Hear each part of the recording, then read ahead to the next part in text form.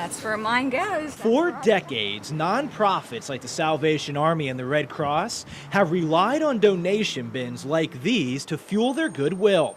These bins have become synonymous with charity. But now Glenn Chandler with Community Aid I am upset. says they're being threatened. Charities helping the community, these guys are ransacking the community. Over the past few years, scores of for-profit collection bins have appeared. In color and design, they look just like their nonprofit counterparts. They even have names like St. Joseph's Parish Outreach and Help an Angel. 10 years ago, they would buy off charity. Then they realized just put a bin out and we can deceive the public and we can get the donations. That's why they need a logo on there, because people think they're giving to charity. With recent trends towards recycling, the bin donation business has become lucrative. Your old clothes have a current market value of about 40 cents per pound, meaning one tractor trailer full can be worth up to $14,000. And it's not uncommon for a company to fill one truck or more a month. There's nothing wrong with the business making profit, just be honest. Why do you think he's so upset? He's upset and so are we. Deneen Williams is with J&J Recycling out of York County, the only for-profit bin company we contacted that would talk to CBS 21 on camera for this story.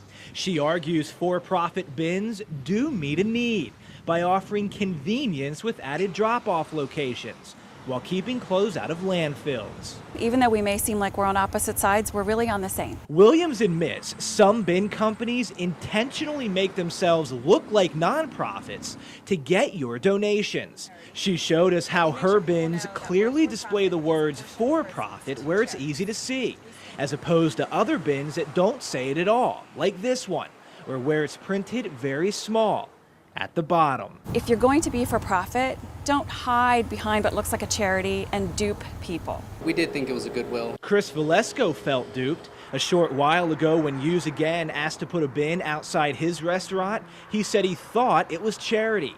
He didn't know it was for profit until we told him. If somebody's gonna come out here and say, oh, we're helping somebody out, but they're really helping themselves out, it's kind of like a slap in the face to our community. Valesco has since removed that bin, but he's not alone. Others like Yin Chen, who recently approved this bin at his store, feels the same way. Do you feel like you were tricked?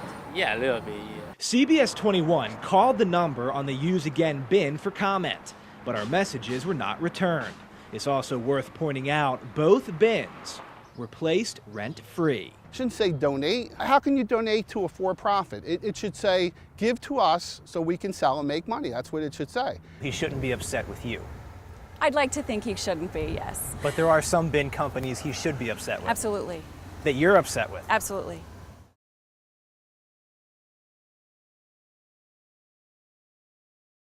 All across central Pennsylvania, donation bins dot the landscape, outside convenience stores, in parking lots, or just on the side of the road. Your old clothes have become $1 billion industry. They're all lined up here. It's like how many people actually pull in and just pick a bin? Why Community Aid?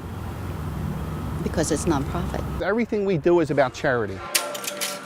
At local nonprofits like Community Aid, your wardrobe mostly stays local, from the bins to the warehouse to the thrift store racks. What do you usually get when you come here? A little bit of everything, I guess. You can get very nice things in here at very good prices. Using your donations, Community Aid has created 170 local jobs and donated millions to mid-state charities. But recently, their collections have dwindled as for-profit bins have moved into the market. This year alone, donations are down 630,000 pounds. At a current market value of 40 cents a pound, that's a $252,000 loss. And that has Community Aid's Glenn Chandler speaking out. These guys are taking clothes out of our community, sending the clothes overseas, and helping nobody right here in America. You're making a lot of money, a whole lot of money. Over the past few months, CBS 21 has reached out to the for-profit bin companies we found. Mostly we left messages and never heard back. This is Chris Pabst from CBS 21 News. We did speak to a man named Mike from D&M Recycling out of Lancaster, but he refused to give his last name or provide much information about his company. The number for the bin Help Me Help Others connected us to a random woman in Florida who recently got a new phone and was annoyed with getting calls. Overall, we found these companies are very secretive, but we were able to track one for-profit company out of Florida to this abandoned parking lot in York. When we arrived, we found a worker unloading a truck who agreed to allow us record him working, during which he spoke about the business. We have concealed his name, face, and company. There's all sorts of nefarious things going on. There's always competition between the businesses. People douse our clothes with gasoline. We've had bins set on fire. They'll put them in places where we're going to get towed, so we got to pay $100 a bin to get them back out, and pretty awful. He continued, To people that don't know any better, it's not a bad business. They think, oh, we're donating clothes, everyone's doing good, but most of the people involved are pretty awful, in my opinion. Has anything ever happened to your bins? Yes, interestingly enough. Deneen Williams with J&J Recycling out of York is the only owner of a for-profit bin company who would talk to CBS 21 on camera. Williams confirmed what that worker told us about the industry. In fact, the day we interviewed her, she had 2 bins stolen. But recently, she says, the biggest problem are these new plywood bins from New Jersey. Some read Help an Angel, but Williams says when they appear, the clothes in her bins disappear. If they don't get a bag, it has holes poked in it. You can tell they're taking a stick and trying to lift it out. We called the number on the bin, but only heard this. The person you are calling cannot accept calls at this time. We're sorry for any inconvenience this may cause. Some of the other companies are not terribly scrupulous. There are those of us that are trying to do it right. But there's others who aren't doing it right. Yes. And we don't understand why. There's more than enough clothing to go around. Over the past few years, your old wardrobe has become big business. Americans toss out 13 million tons of clothes annually, which has sparked a new movement led by for-profit bin companies seeking your generosity.